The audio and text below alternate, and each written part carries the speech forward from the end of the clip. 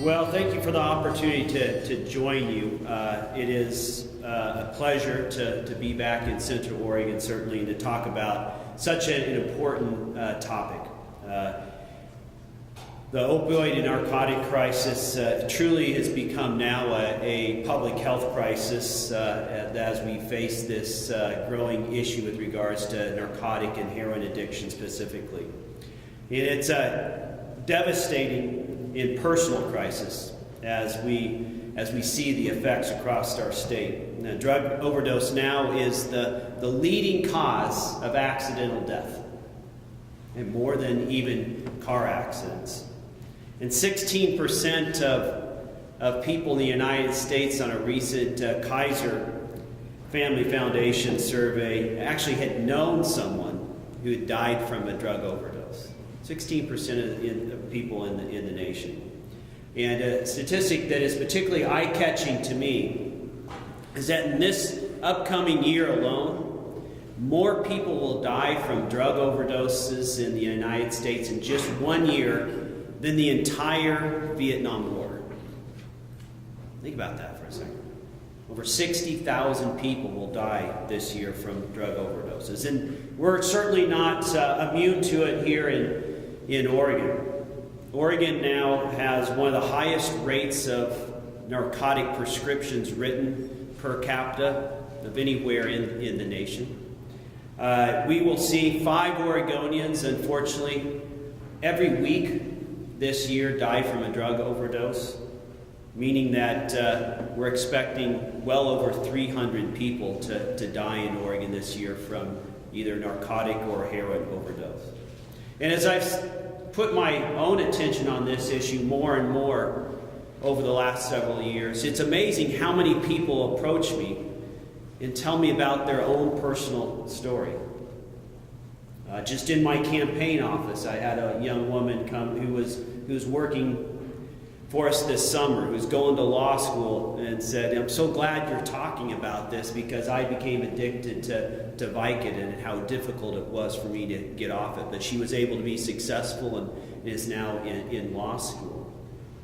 I had a good friend who is former sheriff of Deschutes County, who I've known for years. And as I started talking about this, he came and his wife came and shared with me that their daughter had a surgery here in Bend that had not gone very well,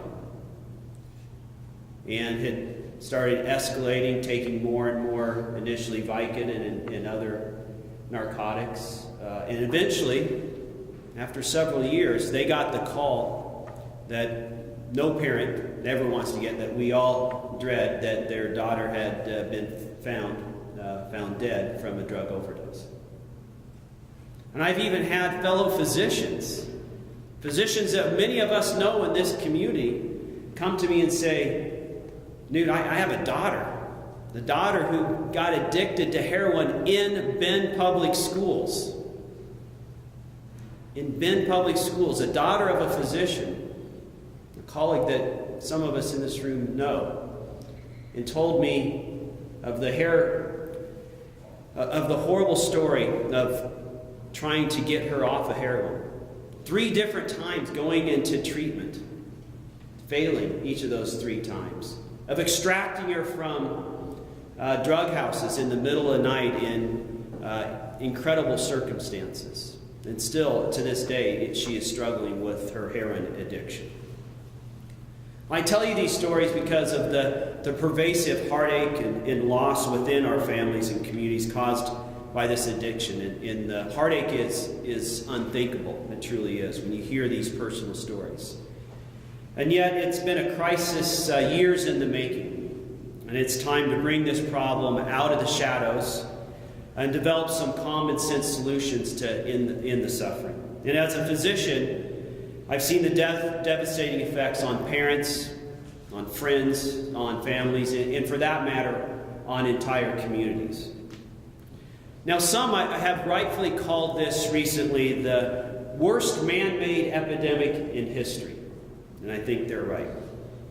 And it's really occurred from a confluence of factors. There's no one single reason why this has happened.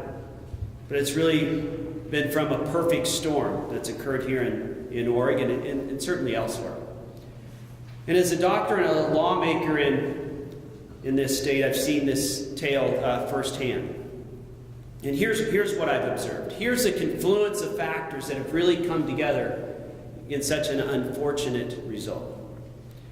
The economic downturn and the rapid changes in our society over the last 20 years, especially the last 2 decades, have left way too many people feeling anxious, insecure, and right down vulnerable. And for some people, their physical and mental suffering has become easy prey.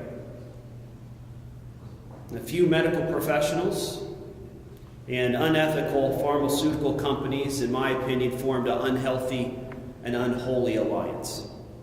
They portrayed these drugs, narcotics like Vicodin and OxyContin, as drugs that were safe for everyday use. Safe for me to use as an orthopedic surgeon to treat knee arthritis. Safe for some of you to treat chronic back pain. And they claimed that these drugs were safe for everyday use for those regular conditions. And that addiction, they said, would occur in less than 1% of the patients that we use those drugs in. Calling upon and using evidence from studies which now in retrospect looked at best half-baked and at worst totally falsified. And all the time ignoring literally thousands of years of human experience with the opioid molecule. It should be a lesson to all of us to use our common sense when people are approaching us and trying to make the sales pitch. We need to push back. Now, these companies and unethical providers certainly were also bolstered by entities, by well-meaning entities, I truly believe, like the World Health Organization, that made freedom from pain a universal right in 1998. As we look back at that, what a ridiculous goal that was. Unrealistic goal. And hospital compliance officers and JACO certainly got on the bandwagon also shortly thereafter. And they started reviewing doctors, and I remember this occurred when I just first started coming into medical practice, on something called the fifth vital sign. People remember that? I remember Kent Young, remember that, because we came in practice at the same time, and we both commented about how ridiculous that was, that we were going to be measured on how well we actually controlled people's pain, with a lot of other factors involved in that rating. And then, of course, my colleagues in the Oregon Legislature joined the momentum, unfortunately. In 2000, the Oregon Legislature created a special law, a requirement, that encouraged the increased use of narcotics among Oregon physicians. Made us go through special training, actually, to learn how to write more narcotic prescriptions. Some of you may remember that. And actually even started warning doctors of the legal risk of under-treating pain and not prescribing enough narcotic pain prescriptions. Now, that lesson has been seared into my memory being a doctor lawmaker, and how it is absolutely not acceptable to try to practice medicine through the lawmaking process. And we should all push back whenever we see that to occur. These same hospital compliance officers, I remember back when I first started practice in Bend in about 2000, I remember one of them coming to our office and sitting us all down, all the surgeons, and telling us how, we weren't writing enough narcotic pain prescriptions, that we weren't adequately controlling people's pain, and that people really wouldn't get addicted from these medications. And I remember sitting there watching one of my senior neurosurgery partners at the time, Dr. Kendrick. If any of you know Dr. Kendrick, he doesn't keep it, he has a hard time holding his mouth when he feels strongly about things. And I can see him just sitting there seething And finally, he'd had enough.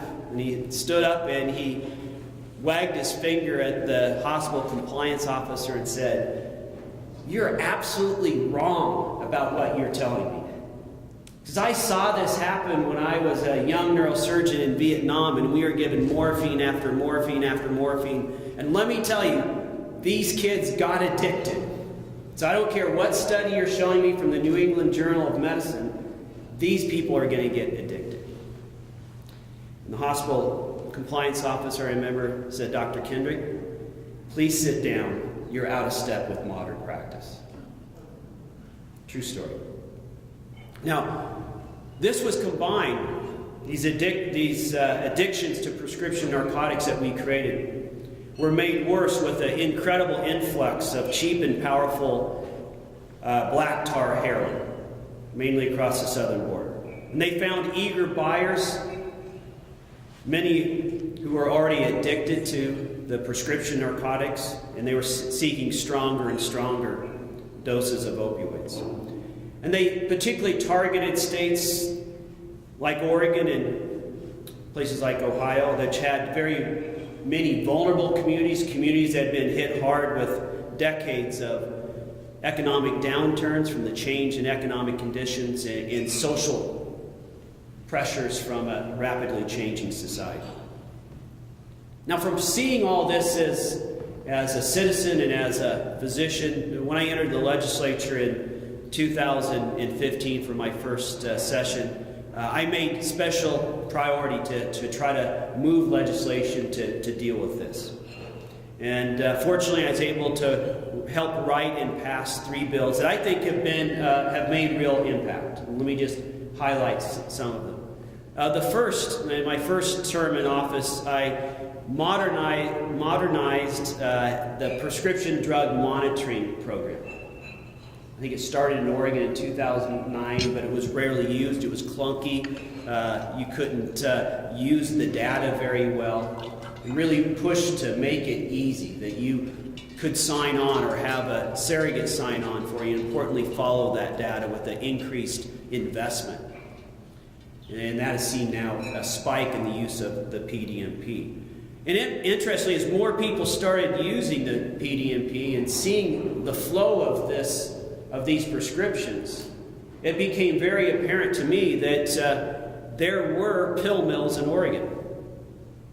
The conventional wisdom for a long time is no, Oregon doesn't have that problem. But when you start looking at the data that the PDMP was generating, there was hotspots in certain counties in Oregon, where the prescription per capita was much higher than almost any other county. But unfortunately, we'd written the law that there couldn't be any action taken by the data that was being generated. So I came back the next year and said, listen, we have this great data, but if it's not actionable, what good is it?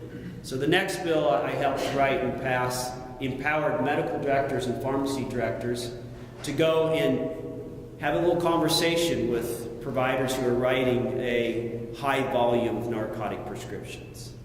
Initially using a carrot of explaining they're out of a standard deviation with regards to the number of prescriptions, and if that didn't work, then to bring real penalties into force. And that's having impact right now.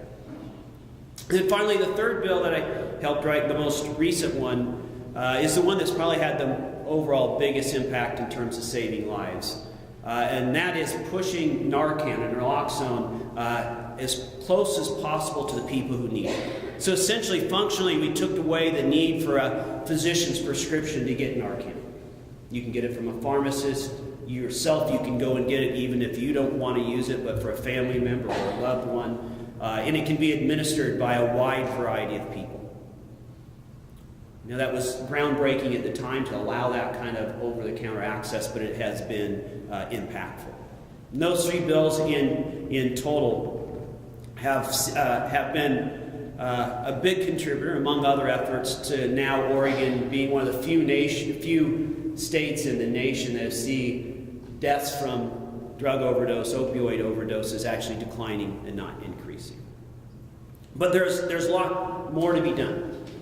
In my proposal for for healthcare changes in Oregon, my health plan in running for governor, I continue to focus on this problem. And if you want details, you can certainly go to my website.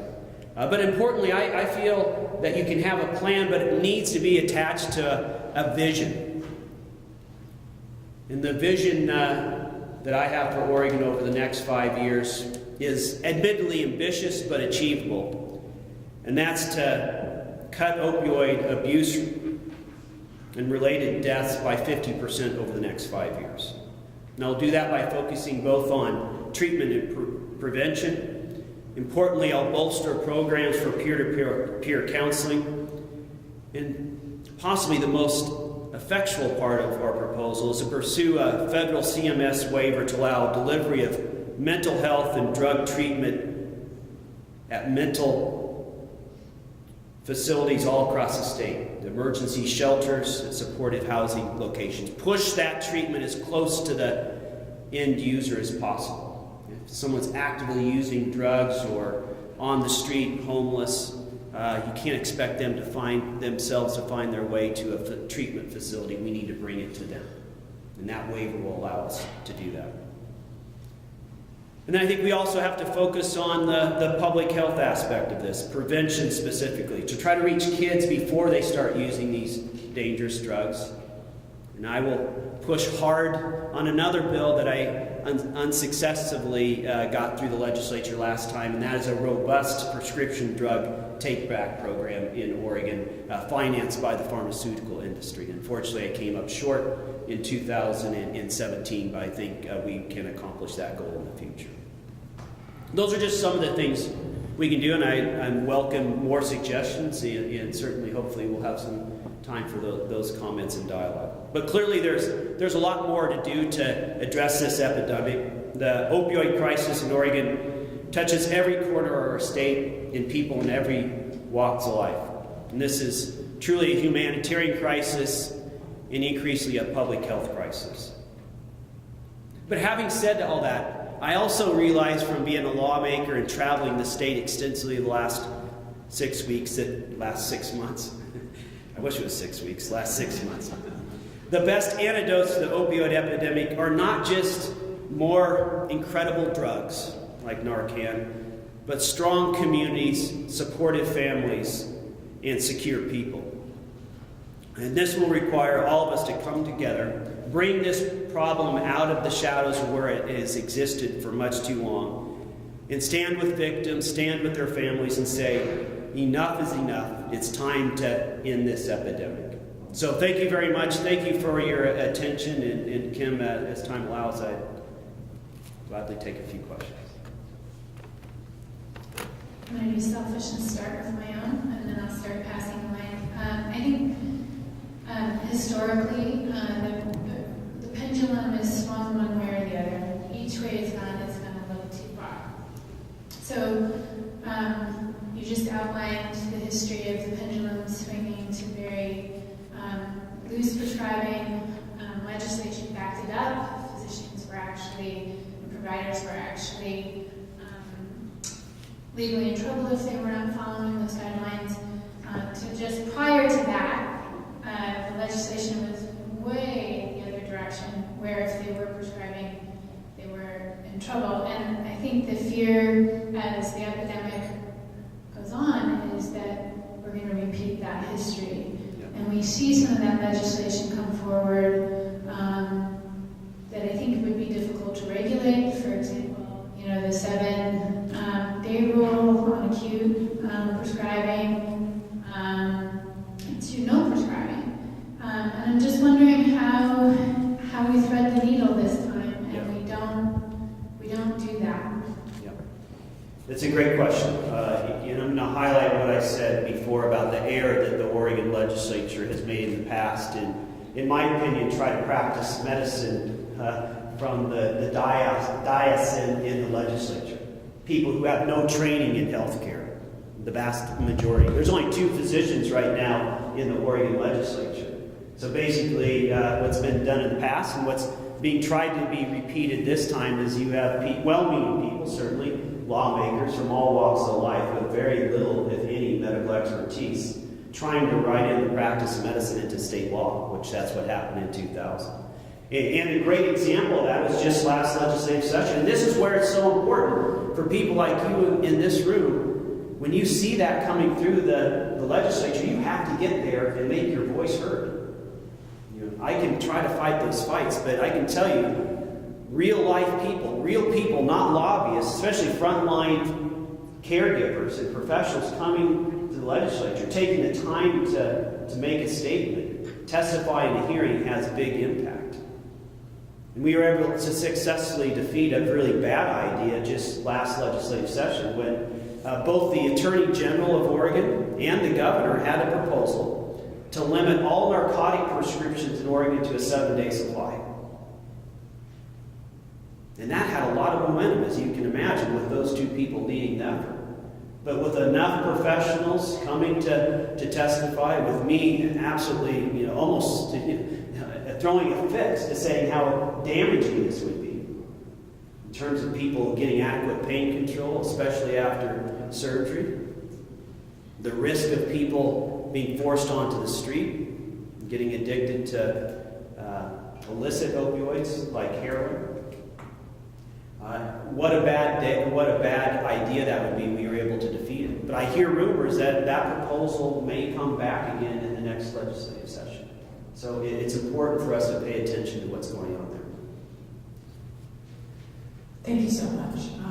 I am wondering if you have any thoughts about training. And so I'm a physician, and I've been through medical school and residency and fellowship, and I think you can probably appreciate this, that there is pretty limited training in pain and in addiction, and there's also problems with how we fund our medical education. And I guess I'm just wondering if you have thoughts about how, because I think if we aren't training people properly who are providing care, then they're not going to know how to manage these patients. And I just wonder if you have any thoughts about that from a legislative perspective. Yeah, I think that's a great point to be made. I don't think it's a role of the legislators to tell the training programs, but I think it's a role of all of us as professionals when we get out into practice and see where our training is lacking to give that feedback to our residency and our programs. Say, listen, I don't feel adequately trained to deal with people's chronic and acute pain. A role of a lawmaker, of a legislator is to hold the Oregon Health Authority accountable for alternative treatment modalities. Acupuncture, chiropractic treatment, more physical therapy, massage. And the good news is we have expanded payment for many of those alternative options now.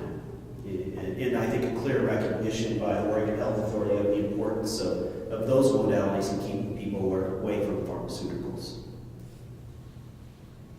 So as a physician at Salem Hospital who's currently practicing, I noticed that a lot of political leaders, as well as state, local, and hospital administrators, look at patients as customers. Now, a lot of times they're not your traditional customers in the sense of they're shopping for something that they want. They oftentimes don't know what services they need, what testing they need, what therapies they need. And often they're not out looking for purchase. They find themselves in the healthcare system despite they're trying to be healthy and avoid being in the healthcare system. Yeah. And a lot of times this promotes the customer's always right sort of idea, make them satisfied and make them happy. But as we all know, as providers and physicians, that satisfaction doesn't always correlate with outcomes. You can be very satisfied and have a terrible outcome, and you can be very dissatisfied and have a perfect outcome. How can we go about legislatively changing this mentality so that we look more at goals of survival and outcomes based rather than satisfaction based? Yeah, a great question, an insightful question. I think one of the ways to do that is to really emphasize the primary care model of delivery, where the primary care provider is really that coach, that counselor to help balance the satisfaction versus what is important to do right for people's health. And unfortunately, we've become high-centered in Oregon in terms of transitioning away from that kind of consumer-centric, volume-based payment mechanism. And we need to continue the transition to a value-based system that's really led by a primary care provider. And have everyone, certainly on the Oregon Health Plan, have that kind of relationship as much as possible.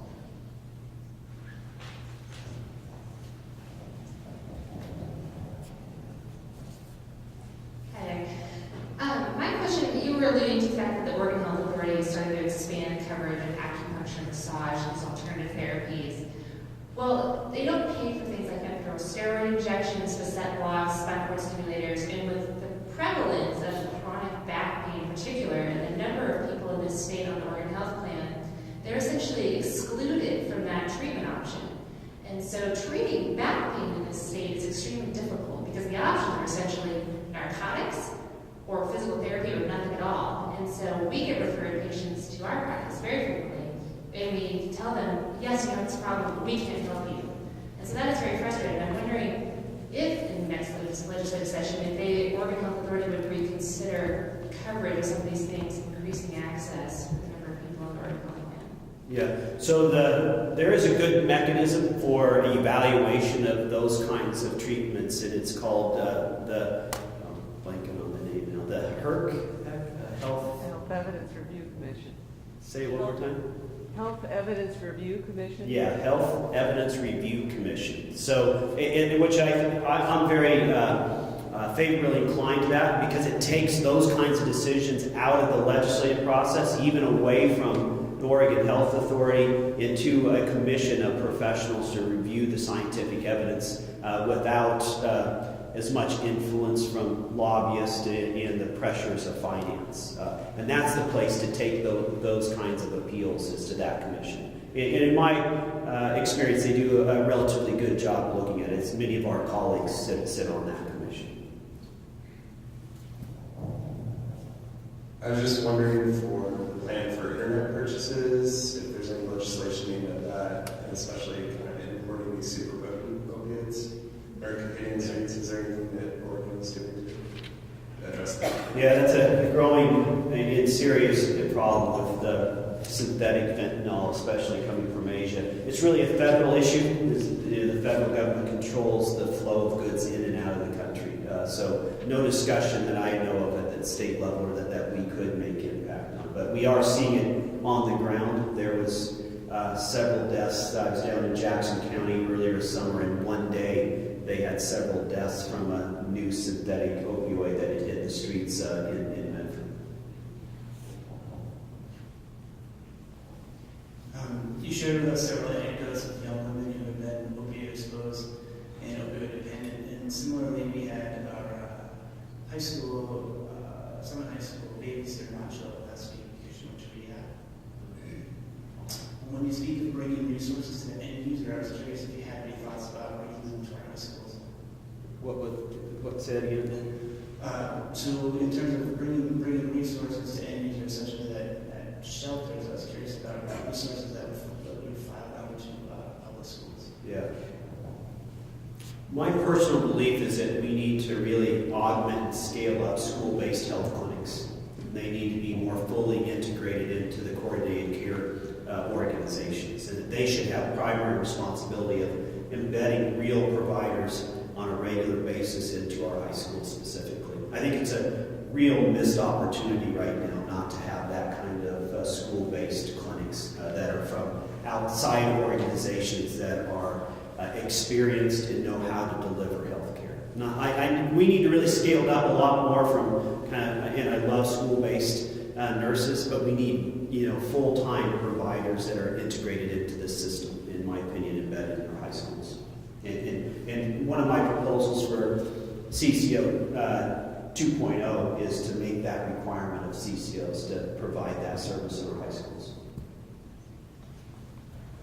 Thank you. My name is Rick Trelevin. I'm the Director of Best Care Treatment Services locally. And I really want to appreciate how much you've raised these issues. You've really elevated the discussion in the state, so I really thank you for that.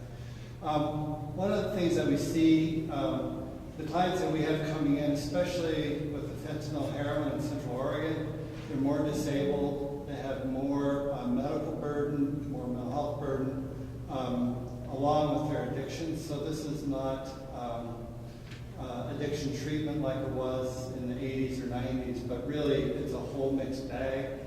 And then we also see these opportunities with being able to do outreach into the ER to get them into rapid access into treatment. I currently have a grant with have a couple of substance use disorder folks on the 4th floor of the hospital here, and they're a lot of low-hanging fruit because they know a lot of the people there already.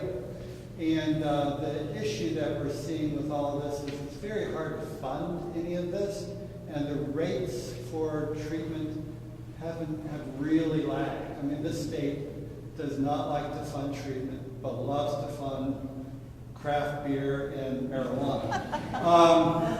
That's the nature of Oregon, I really come to believe. So do you have any ideas about how to really change that dynamic in the state? Yeah.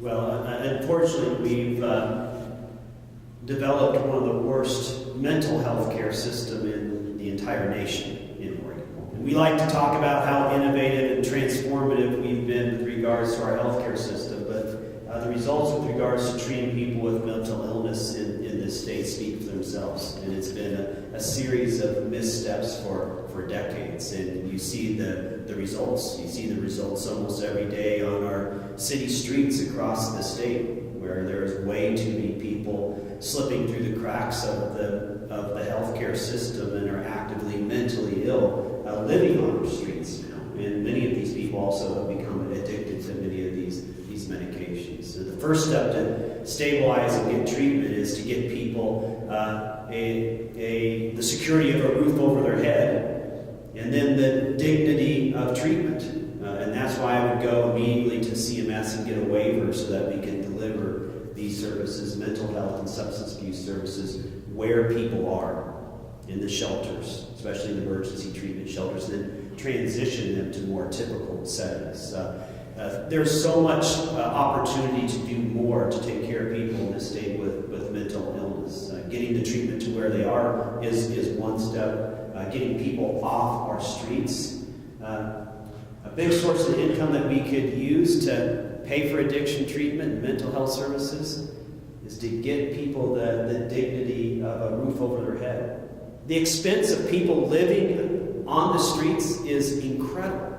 The low estimate per year that it costs us in public dollars for someone being homeless in Oregon is $40,000 a year. Central City Concern study. The high estimate is $100,000 a year. There's huge cost savings of just treating people with dignity and getting them off the streets. And then we need to have some innovation. Remember, one of the main purposes of the Coordinated Care Organization is to actually integrate physical and mental health. It just hasn't happened nearly as much as it should have. We need to push, and I will push to make sure that happens. And thirdly, there are some states that have done some innovative things for people who are mentally ill, are known mentally ill, have serious problems, is that they have a court-assigned special advocate, a conservator, a guarantor almost, that oversees and helps them with their treatment. They can actively identify when they're getting sick, when they're not taking their medication, and have that court-appointed authority to help them make medical decisions. So they don't become so actively mentally ill that sleeping in a tent on a sidewalk somewhere is something that they're doing. In that way, we can prevent, get upstream, and help people before they get so ill. So those are just some of the things we can do to really reestablish a robust and effective mental health care system in Oregon, which I think will also impact this issue. And I would say CCO 2.0 has highlighted integrated behavioral health as one of its main priorities, which is awesome.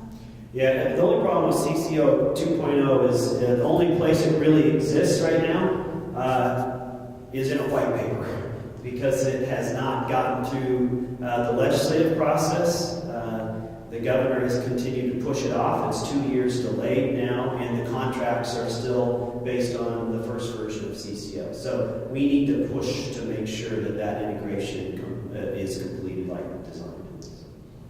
With that, though, they haven't added any additional money to support integrated behavioral health from a sustainability standpoint into the general funds of each CCO. And so it has a financial sustainability problem as it is, even though we're looking at that. But that the financial resource adds the resource of people to do the work. I just advocate for that. Any other questions?